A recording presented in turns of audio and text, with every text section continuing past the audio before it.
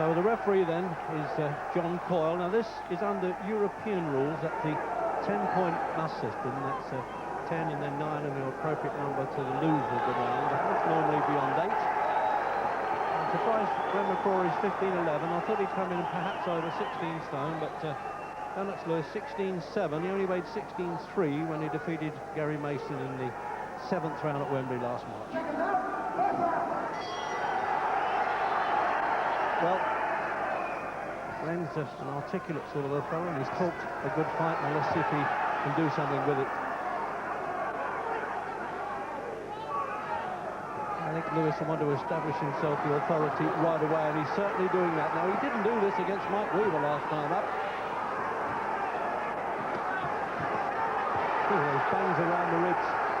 He was beaten in the Cruiserweight Championship, remember, Glenn McCrory, with a body punch, but that was very weight weakened. At only 13 stone 8 those days.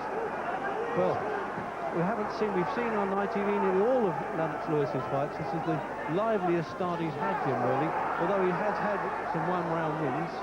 Well, I think tonight, Reggie considers he's in with a cruiserweight. There's no reason he can't match straight in here and get down to business. I don't think he feels McCrory has enough power to trouble him.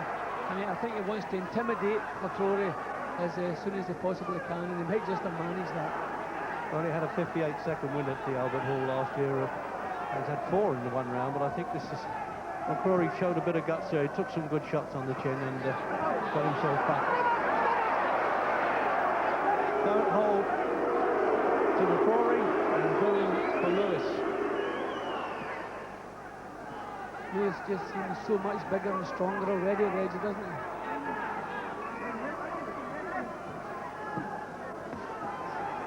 Beating a man of Mike Weaver's caliber, admittedly very much a veteran, but he did it with a perfect textbook punch, a right-hander in Lake Tahoe.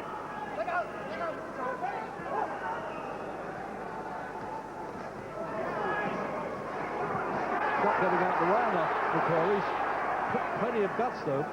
Normally he boxes a bit and can slip punches, but he can't this one. He's catching him with every kind of punch. See, Lewis, a minute to go. Lewis has nothing to worry about what's coming back his way, Reg, and he's just moving right in and doing as he likes so far. He has drawn some blood already from one of those uppercuts.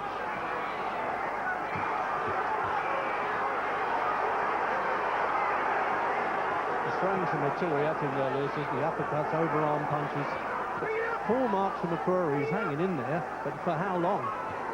Reggie, he'll have to be more mobile. He can't cover up and stand his ground. He's going to have to move.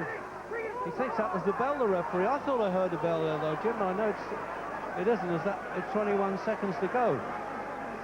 It looked as though he was going to dive in, although I think he was going to pull him off the corner there, Jim. Just as the referee moved over, McCrory threw a couple of little punches, maybe changed his mind. But this can't continue much longer, Reg. McCrory is not mobile enough. He'll have to use his legs, but already he's feeling the pace. It's the roughest I've seen Lewis, I tell you that. And they're cheering, actually, McCrory surviving, I think, more than Lewis's murderous round there. Well, gentleman, Glenn on the gown there, on the tunics there of the seconds, and he certainly is. There was plenty of guts going in there, wasn't there? It's only had one recent fight as a heavyweight, and I wondered whether he really had sufficient credentials, but when it comes to the heart, he's got plenty of it. And in replay, Jim. Yeah, well, Lewis just doing completely as he pleases. That was the uppercut that started the blood from the nose. It's always difficult for a cruiserweight to come up and challenge a heavyweight, especially an up-and-coming heavyweight coming towards his peak. You see, Reg, Lewis is just moving in, doing as he pleases, not the slightest worried what's coming back from McCrory, just totally dominating the action. This can't continue much longer. Well, you never know the way any heavyweight contest can turn around, but it certainly looks most unlikely.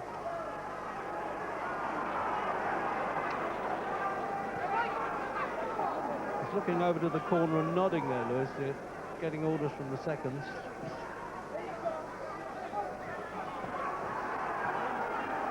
And the Americans have said, well, we think this kid might be the best on the block of the young fellas coming up. And he's out to prove it, because he's already been half promised the job. That's what pro boxers call getting a contest on the Tyson Holyfield show on November the 8th. Oh, the right hand uppercut with it. And John Coyle's showing the finger count as well to make sure that he understands it perfectly. Get a mandatory 8.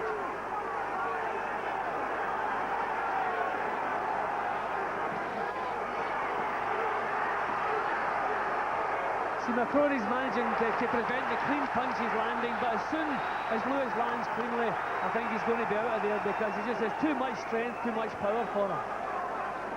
McCrory's been saying that Lewis hasn't really fought anybody that has his ability, but Lewis has taken the play away and the fight away from him, and a long right hand. Now that was a replica of the one that he caught Mike Weaver with, and I don't think he's going to make this count now. 9, and he's out. He's out in the act of rising, they call that, and the referee was quite right to count McCrory out in the second round.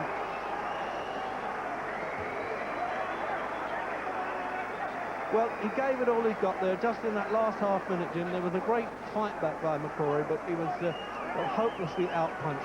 Well, you have to say, very impressive action from Lewis. I mean, McCrory called himself a heavyweight. He came into a challenge for a heavyweight title. Lewis went about the job as a heavyweight should. He parcelled him up, never allowed McCrory into the fight at any time, completely dominated him, and then got him out of there. Thankfully, McCrory didn't suffer too much as far as punishment is concerned. So that's hard as well for what they call the cut man there. Jimmy Tibbs is in the corner, who of course was with Michael Watson last week. So look at those powerful shoulders. Well, he's carrying the sort of hopes of the nation on those shoulders, isn't he? Haven't had a heavyweight champion since Bob Fitzsimmons, and he never fought in this country. Cornishman.